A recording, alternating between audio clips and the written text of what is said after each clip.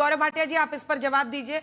अब देखिए, राहुल गांधी तो इस किताब को लेकर चर्चा चाह रहे थे और अभी भी अभय दुबे जी इस बात पर अड़े हुए हैं कि ये राष्ट्रीय सुरक्षा से मुद्दा जुड़ा हुआ है। 2023 का वो पोस्ट दिखा रहे हैं, लेकिन सवाल यह है कि क्या इस पर जवाब देकर आगे बढ़ा नहीं जा सकता था, जिस तरह से ये टाइम पूरा बर्बाद हुआ है।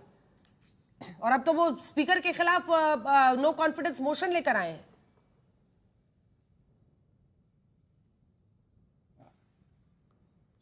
देखिए, ऐसा है अंजना जी, आज जो राहुल गांधी का वक्तव्य है वो क्या है? उन्होंने कहा मैं पेंगुइन पब्लिशिंग हाउस पे भरोसा नहीं करता, मैं जनरल नरवणे जी पे भरोसा करता हूं।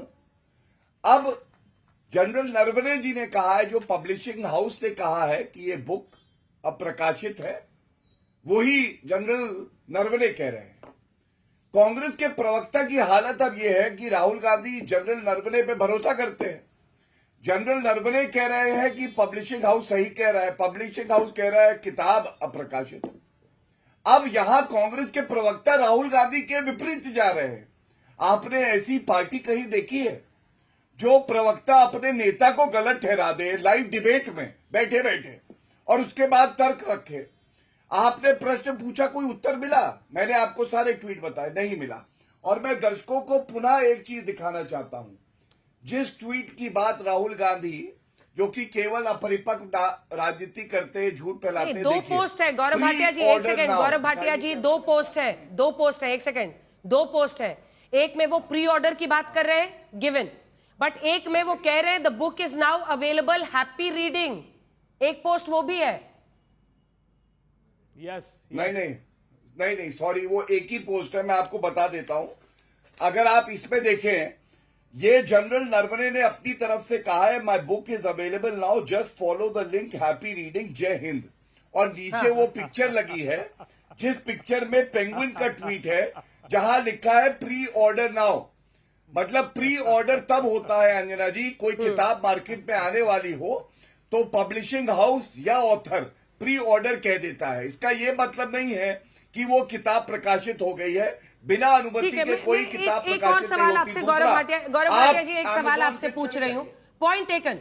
दोनों किताब में, हालांकि दूसरे पोस्ट में वो लिखते हैं हैप्पी रीडिंग, लेकिन उसमें भी जो वो लिंक डाल रहे हैं वो प्री ऑर्डर का ही लिंक है। लेकिन मेरा सवाल आपसे ये है, फोटो दिखाइए एक बार। राहुल गांधी ये किताब दिखा रहे हैं पार्लियामेंट के बाहर। अब ये प्रिंट तो हुई ना, किताब तो प्रिंट हुई।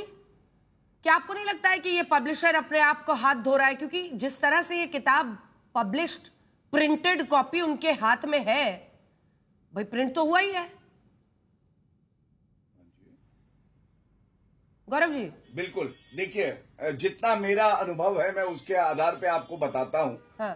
आप मानिए एक किताब है जिसकी डिमांड 2000 प्रतिलिपि, 5000 प्रतिलिपि होनी है, तो होता है कि उसको छाप के रखा जाता है। जब अनुमति आ जाती है, पब्लिश करना होता है, तो वो बिकने लगती है।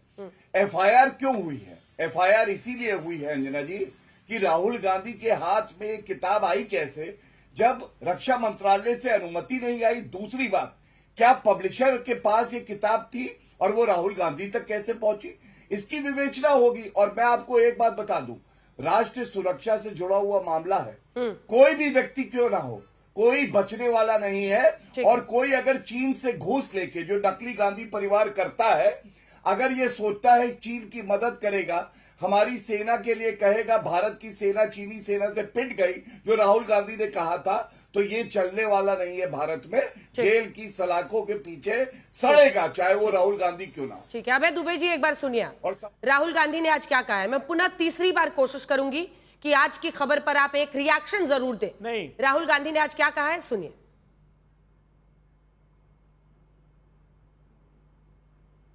One has tweeted, as I just read to you, that please buy my book. And I think he tweeted that in 2013, if I'm not mistaken. Sorry, 2023.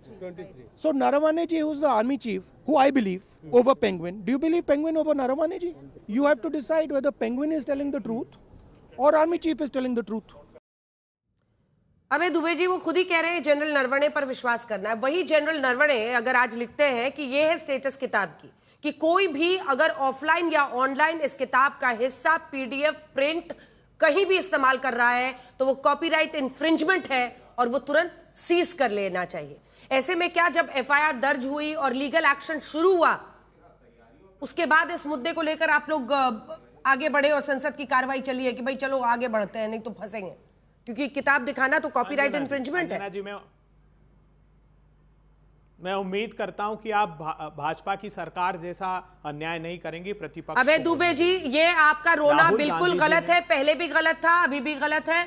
मैं किसी को भी टोकूंगी अगर वो लगातार लंबा बोलेगा, और मैं सर आपको उतना ही टाइम देती हूं जितना बाकियों को दे रही हूं। प्लीज प्लीज मत कीजिए, ये जवाब दीजिए।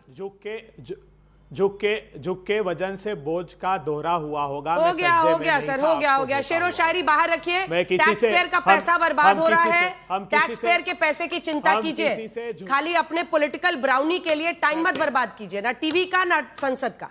चलिए टॉपिक पे आइए। टैक्स पेयर के पैसे का यही सदुपयोग है कि भारत मां की रक्षा के लिए आज आवाज नहीं उठाई तो हमको इतिहास क्षमा नहीं करेगा। 2023 में नरवणे जी ने कहा है, और ये ट्वीट नरवणे जी का आज का है, ये ट्वीट पेंगुइन का आज का है। 2023 में आप अगर उस ट्वीट के नीचे देखेंगे तो कई लोगों ने क्लेम किया है कि उन्होंने किताब हासिल कर ली। उस किताब के नीचे स्क्रॉल करके देखिए लोगों के जवाब। हुआ क्या था देश के लोगों, गौर से सुनिएगा। 29-30 अगस्त की दरमियानी रात 2020 को भारत की सेना ने कैलाश रेंजेस पर, रेचिंगला, रेचांगला पर, हेलमेट पर, ब्लैक टॉप पर वो स्ट्रेटेजिक हाइट हासिल कर ली थी कि हम चीन को झुका सकते थे। नरवणे साहब कहते हैं कि 31 अगस्त की रात को चीन की सेना हमारी तरफ शहने शहने बढ़ रही थी। चूंकि मैंने कहा ऑपरेशनल कंट्रोल उनके हाथ में नहीं था, इसलिए कैबिनेट कमेटी ऑन सिक्योरिटी के एक एक व्यक्ति को फोन लगाते रहे कि क्या निर्णय लेना है मुझे बताइए। लेकिन भारत की सरकार ने अंततः, देश के प्रधानमंत्री जी ने ऑपरेशनल कंट्रोल जिनके हाथ में था, उन्होंने कहा जो उचित समझो वो करो। प्रधानमंत्री जी क्यों भाग खड़े हुए आप? यही निर्णय का वक्त था। बालाकोट एयर स्ट्राइक के बाद पाकिस्तान ने हमारे मिलिट्री इंस्टॉलेशन पर हमला किया। भारत की वायुसेना ने कहा कि ये एक टफ वॉर है, लेकिन आपने ऑपरेशनल कंट्रोल हाथ में रखते हुए कहा कि नहीं, हम सिर्फ आतंकवाद पर कार्रवाई करेंगे। ऑपरेशनल सिंदूर में चूंकि ऑपरेशनल सिंदूर में ऑपरेशनल कंट्रोल आपके पास था, तो हमारे विदेश मंत्री ने कह दिया कि at the start of the operation हमने पाकिस्तान को बता दिया। प्रधानमंत्री जी एक के बाद एक जो आपने फैसले लिए वो भारत मां की अस्मिता को तार तार कर रहे हैं। प्रधानमंत्री जी मुझे बताइए, जो आपने कह दिया कि ना वहां कोई आया है ना घुसाए, क्या किया है आपने जानते? 1959 के चाइना के जो बाउंड्री क्लेम है उस पर मोहर लगा दी प्रधानमंत्री जी। हमने कहा सियाचिन हमारा हिस्सा है, हमने कहा अरुणाचल प्रदेश में। ठीक है सर, देखिए ना वही रटी रटाई रोज की बातें, आप एक ही बात आप भी करते हैं, एक ही बात वो भी करते हैं। आज की खबर पर आप एक बार भी डिस्कशन करने को तैयार नहीं है। तो हम अपने दर्शकों को बताते हैं ना, जो आप बहुत ही उत्तेजना के साथ बता रहे हैं एमएम नरवणे की किताब को लेकर, राहुल गांधी जिस कथित घटना का जिक्र कर रहे हैं, क्या सच्चाई है उसकी। 30 अगस्त 2020 हमारे दर्शकों को चूंकि आप बता रहे हैं तो हम भी स्पष्ट शब्दों में बताएं, और हम जनरल्स को कोट करेंगे। जब भारत चीन संघर्ष, अभय दुबे जी, चरम पर था, अगस्त 2020 के उस आखिरी हफ्ते में आखिर क्या हुआ था? भारतीय सेना के पूर्व अधिकारी लेफ्टिनेंट जनरल वाई.के. जोशी ने एक इंटरव्यू में बताया 29 से 30 अगस्त 2020 को भारतीय सेना ने ब्लैक टॉप, हेलमेट टॉप पर चीनी कब्जे की कोशिश का जवाब दिया था। भारतीय सेना ने कैलाश रेंज की ऊंचाइयों जिसमें मुखपुरी, रेजांगला रिजने पर कब्जा कर लिया। 31 अगस्त 2020 को LAC पर फिंगर 4 की ऊंचाइयों पर चीनी सेना पर भारत की सेना ने बढ़त बनाई, और यही कामयाबी जो है 2020 के भारतीय सेना की, वो इस पूरे संघर्ष में टर्निंग पॉइंट साबित हुई। इसी के बाद लद्दाख की झील के पास डिसएंगेजमेंट शुरू हुआ। अगर MOD ने, एक सेकेंड सर, अगर मिनिस्ट्री ऑफ डिफेंस ये डिसाइड करता है कि भाई ये किताब नहीं पब्लिश होनी है, आप तो इस देश के संविधान, इस देश की बात करते हैं ना, लोकतंत्र की बात करते हैं, इस देश की राष्ट्रीय सुरक्षा की बात करते हैं, सेना की बात करते हैं। वही जनरल नरवणे पर विश्वास करना, वो कह रहे हैं 1 इंच जमीन नहीं दी। वही जनरल नरवणे कह रहे हैं कि पेंगुइन पब्लिशर सही कह रहा है, उस पर आप यकीन करने को तैयार ही नहीं है। एक छोटा सा रिस्पॉन्स इस पर जरूर दीजिएगा।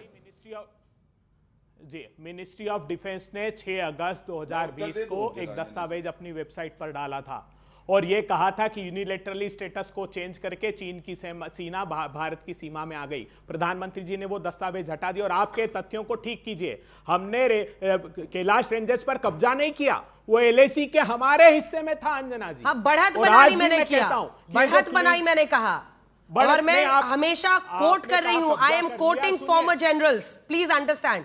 मैं ऐसे हवाई बात नहीं कर रही हूं, अपने आप को गूगल नहीं खोल रही हूं मैं यहाँ पे। नहीं, आप अपने वापिस रिवाइंड करके देखिएगा। आपने कहा कब्जा कर लिया। दूसरा जो फिंगर 4 से फिंगर 8 है उसमें स्ट्रेटेजिकली एलएसी के हमारे हिस्से में था। जो डेप्सांग प्लेन में चीन की सेना आगे तक बढ़ गई, यही तो नरवणे साहब कहते थे कि ये उनकी टैक्टिक्स है। जो मई 2020 में उन्होंने 2 टेंट लगाए जिसकी वजह से गलवान हुआ, तो नरवणे साहब ने कमांडर जोशी को यही बात कही थी कि उनकी टैक्टिक्स है, वो टेम्परेरी टेंट की डिमांड करते हैं और उसको अपना हिस्सा बना लेते हैं। हम बार बार आग्रह करते हैं प्रधानमंत्री जी, ये जो क्लीन चिट दी, और चीन ही नहीं अमेरिका के सामने भी सरेंडर कर दिया आपने। अरे किसी देश के राष्ट्रपति का जवाब दीजिए, हो गया। गौरव भाटिया जी जवाब दीजिए, गौरव भाटिया जी जवाब, गौरव भाटिया जी जवाब। अब सुनिए, देखिए सबसे पहले तो सबको ये जानना होगा, कारवान मैगजीन में सुशांत सिंह का लेख है।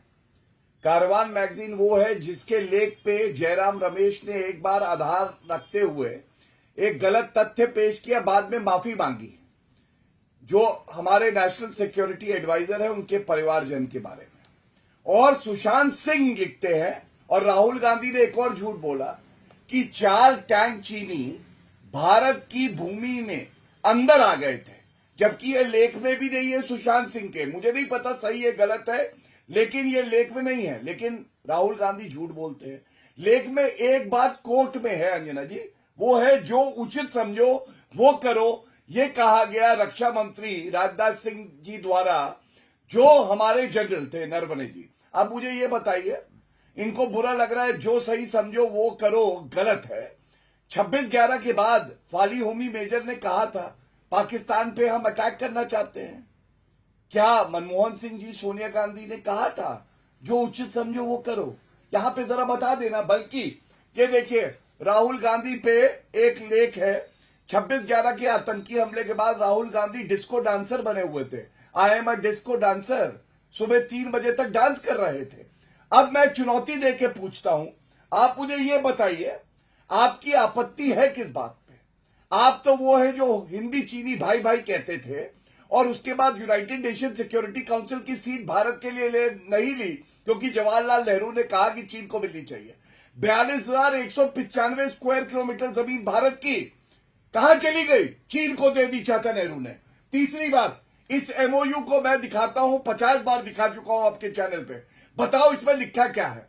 और जी कह रहे थे, गौसिफ गांधी मेरे साथी, गौसिफ गांधी नहीं है, जी है, गद्दार गांधी है, गद्दार नकली गांधी, जो ये भी नहीं बताते देश को ये समझौता क्या है, इसमें लिखा क्या है। और भारत की सुरक्षा से जुड़ा मामला जो कि संवेदनशील है, उसको आप सार्वजनिक क्यों करना चाहते हैं? पार्लियामेंट के रिकॉर्ड पे वो आता है। और एक बात कह के अपनी बात को अंत करूंगा अंजना जी, आप जानती हैं D classification of documents America है, यूके है, हर कंट्री करता है 30 साल बाद, 40 साल बाद, 50 साल बाद। कभी भी किसी शत्रु देश को लाभ ना हो जानकारी प्राप्त करके। अगर कोई किताब हमारे मूल्यांकन के हिसाब से संवेदनशील है, तो ये अपरिपक्व नेता प्रतिपक्ष को ऐसा क्या जल्दबाजी है, वो चाहता है इसे सार्वजनिक किया जाए? ये सवाल पूछा जाएगा। ठीक है।